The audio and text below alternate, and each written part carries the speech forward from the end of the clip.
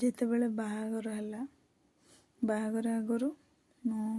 ଗୋଟେ ଶିଶୁ ମନ୍ଦିର ସ୍କୁଲରେ ପିଲାମାନଙ୍କୁ ପଢ଼ାଉଥିଲି ଛୋଟ ଛୋଟ ପିଲାମାନଙ୍କୁ ମର୍ଣ୍ଣିଂ ସିଫ୍ଟ ଥିଲା ମୋର ସେତେବେଳେ ଗୋଟେ 2 କ୍ଲାସ୍ର ଗୋଟେ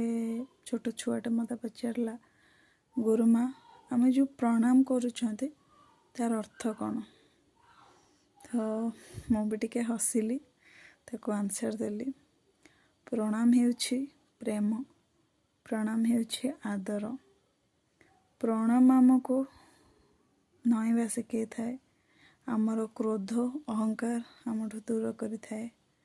ପ୍ରଣାମ ଆମର ଭାରତୀୟ ସଭ୍ୟତା ସଂସ୍କୃତି ଏବଂ ପରମ୍ପରା ମୁଁ ଯଦି ଠିକ୍ ଆନ୍ସର୍ଟି ଦେଇଥାଏ ମୋତେ କମେଣ୍ଟରେ ପ୍ଲିଜ୍ କୁହନ୍ତୁ ମୋ ଚ୍ୟାନେଲରେ ଯଦି ନୂଆ ଥିବେ ପ୍ଲିଜ୍ ଏମିତି ଭିଡ଼ିଓ ଦେଖିବା ପାଇଁ ମୋତେ ସବସ୍କ୍ରାଇବ୍ କରନ୍ତୁ ରହିଲି ଆପଣ ସମସ୍ତଙ୍କୁ ମୋର ପ୍ରଣାମ।